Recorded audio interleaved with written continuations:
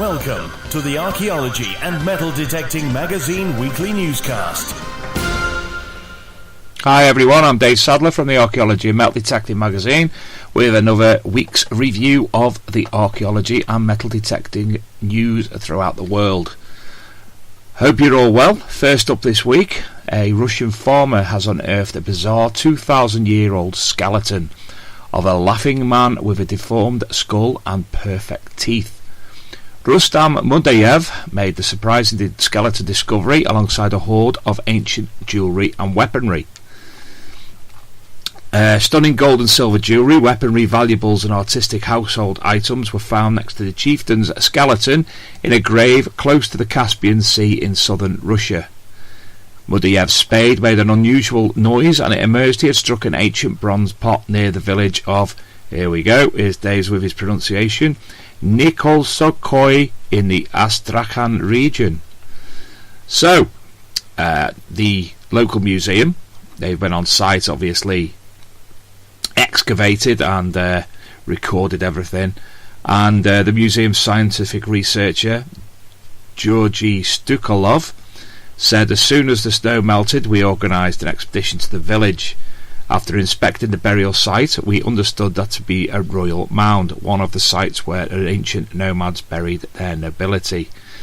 The burial is believed to belong to the leader of a Sarmatian nomadic tribe that dominated this region of Russia until the 5th century AD. Among the bodies found is that of the laughing young man with an artificially deformed egg-shaped skull, excellent teeth that have survived for 2 millennia. He added, "We've been digging now for 12 days. We have found multiple gold jewellery decorated with turquoise and inserts of lapis lazuli and glass." And again, sometimes it's just so hard to describe some of the images that we see. And obviously, talking on a podcast, it makes it a little bit difficult. And I always ask listeners to pop off over and look for these themselves. In this case, if you Google "farmer unearths bizarre 2,000-year-old skeleton of laughing man," I'm sure you will find it. As I say, some of the jewellery is absolutely beautiful. The images of the skeletons in situ as well, and it does look like the man is laughing, and you can see the skull is deformed. Some of the jewellery, one is a gold and turquoise horse head, and that was buried between the chieftain's legs. Could that symbolise him riding his horse in the afterlife? But obviously they've put the jewellery there as opposed to the actual horse. The most significant find is a male skeleton buried inside a wooden coffin. The chieftain's head was raised as it was rested on a pillow, and he wore a cape decorated with gold plagues. Archaeologists found his collection of knives, items of gold, a small mirror and different pots, evidently signalling his elite status. They collected gold and turquoise belt buckle and the chief's dagger, along with a tiny gold horse's head, as mentioned previously, and lots of other intricate jewellery. Nearby was a woman with a bronze mirror, who had been buried with a sacrificial offering of a whole lamb. Among those various stone items, the meaning of which is unclear. Another grave contained an elderly man, and buried with him was the head of his horse. It's a skull still dressed in an intricate harness richly decorated with silver and bronze. Again, we go on to look at jewellery, gold items, knives, the deep pits that these, and we're talking more than 6 foot deep, some of these pits with the skeleton burials in, a round golden belt buckle, and even the golden plagues you can see, absolutely beautiful. So that's first up this week, the farmer who unearthed a bizarre 2,000-year-old laughing skeleton in Russia. Marvellous. Bit of fake news on the internet, unfortunately, this week. It went round social media like Billy on a hotcake, and I think a lot of people got excited by it. It was a bit of fake archaeology, fakeology as we will call it. And it was that of Batman existed in Mesoamerican mythology and his name was Camazotz.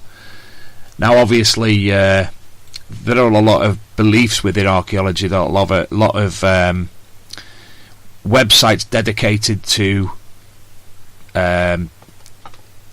different aspects of and beliefs, and a lot of them, to many of us, are a bit out there. And in this case, it seems that the pseudo-archaeology page Ancient Origins popped up with this story.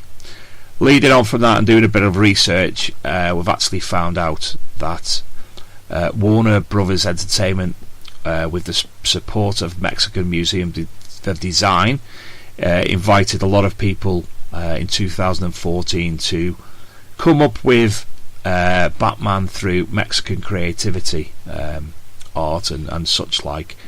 This was the 75th anniversary of Batman in 2014, and obviously a lot of these things come out, and to be honest, this Batman Mexican design is fantastic and would suit any future Batman programs.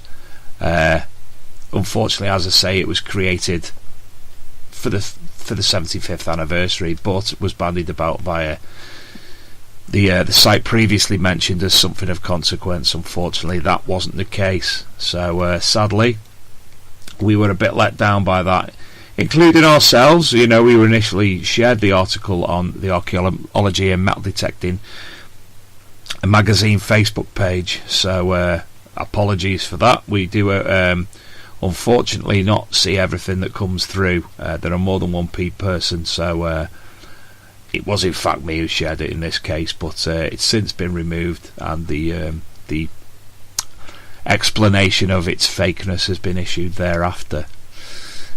Next up, over in Australia, an Australian man has found $100,000 gold nugget with his metal detector before showing it off round town. The man, whose hobby is to wander around goldfields with the device, took the nugget into his shop in Kalgoorlie, shop owner Matt Cook said. Many pictures were put on the Facebook page of his shop, Finders Keeping Gold Prospecting. The piece weighed some 1.4 kilograms, that's about £3, and worth an estimated $100,000. And it's as big as the palm of your hand. It really is. It's a massive, massive lump of gold. Very, very lucky indeed. I know there's a lot of programs on satellite TV in the UK at the moment about Australian gold hunters, and I don't watch them personally. I've picked up one or two of them. They don't really interest me to the degree. It's nice to see them, but at the end of the day, in the UK, it's probably unknown, apart from in we obviously know of the Welsh gold and the recently reopened Welsh gold mine in Dolgelly. That we come across anything such as this, kudos to the gentleman who found it. As I say, it's as big as, if you hold a fist together, it's as big as the fist. 100,000. So you'll have to have a look on social media or on the internet for the man who found the $100,000 gold nugget with his metal detector.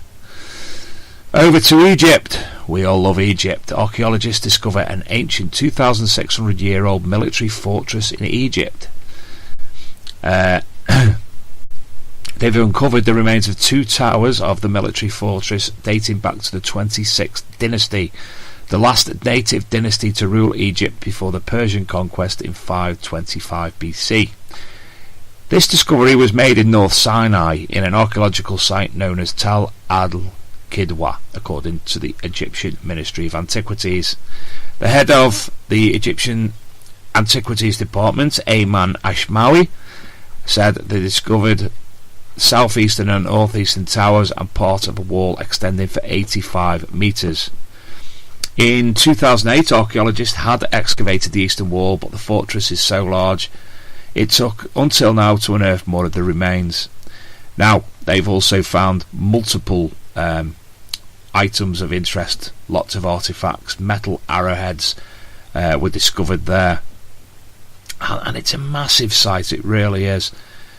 Again, I can't do it justice by discussing it.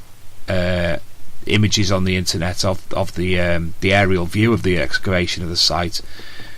show that the size of it and the pits that have been dug. So again, another massive archaeological find for Egypt. And I live in the UK. I've been to Egypt on several occasions. I've visited all the obvious places, but to be able to find something new after all these years is positively fantastic. How much is under the lake at Aswan Dam when that was filled, when the dam was built? How much is under there that will never be found? But how much is there in deserts, in areas that are currently untouched? Maybe not even deserts, but townships. There is suggestion, obviously, that Alexander the Great's tomb was found in the city of Alexandria a few years ago. So much still to be found, not just in Egypt but around the world. But again, another fantastic find for Egyptian archaeology. Now finally, and sadly, mystery surrounds the identity of two men who found a hoard of gold and silver Iron Age coins in Shropshire. The find was reported by the landowner in the Team Valley, who said he was given 19 coins by two metal detectors after he was allowed them to search the land. 15 have been declared as treasure, 4 were not because of uncertainty about their origins. The inquest heard the men, known as Andrew and Charlie, have not been traced and may have kept more coins. Peter Reville said the Shrewsbury Museums are keen to acquire the coins for its collection. The hearing at Shrewsbury Shire Hall was told that the pair, who were possibly from Kent, visited the land numerous times in 2017. He was told that they left a mobile number but that has been unreachable, and police found the number was unregistered. Peter Reville said it's possible they had split fines between themselves and the landowner, meaning there may be more unreported coins. The 4 gold and 15 silver coins dated from 50 BC to AD 45, while the 15 coins declared treasure are from a native tribe from the West Midlands. 1 gold and 3 silver coins are from another tribe which reside in the East Anglia, he said. The report by the British Museum said they could have been acquired elsewhere and were put to the treasure themselves. Treasure is any object which is at least 300 years old and found. At least 2 coins in the same find has a precious metal content as at least 10%. We know the Treasure Act. We don't need to go on that. West Mercia Police have been contacted. This is an investigation because of what is transpiring.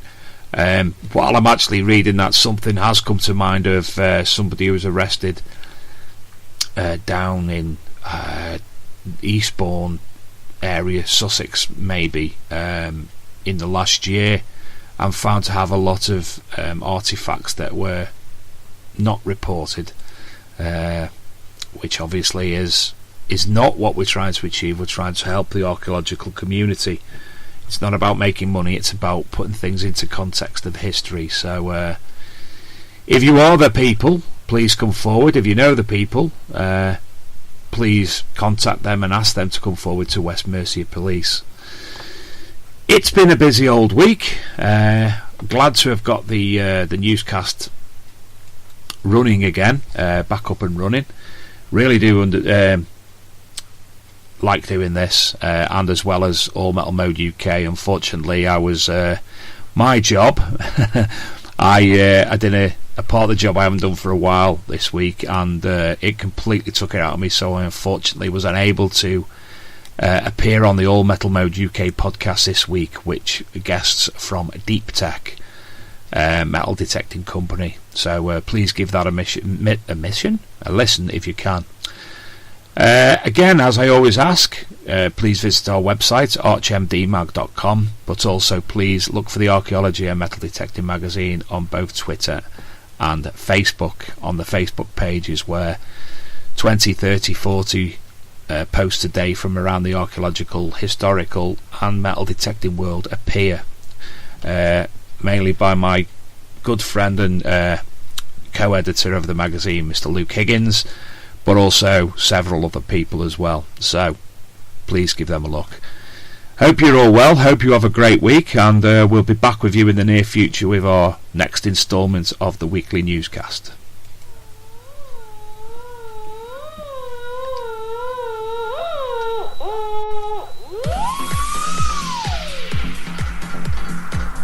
The Archaeology and Metal Detecting magazine acts as a hub for information, offering articles from archaeologists, detectorists and other specialists throughout the genre, featuring many links, event info and news articles associated to archaeology and metal detecting. We also offer professional review services and promotion for books, resources, videos, documentaries, gadgets, equipment and much more. The magazine is run by the archaeological and metal detecting community for the archaeological and metal detecting community. So come visit us at archmdmag.com, that's archmdmag.com, and check out information from our media section with all the latest content, news from the Archaeology channel, podcasts and the YouTube channels that feature the now legendary Digger Dawn, the Man with the Hat and Archeo Duck, just to name a few. If you would like to offer an article, link or inquire about other services, then pay us a visit at archmdmag.com and drop us a line.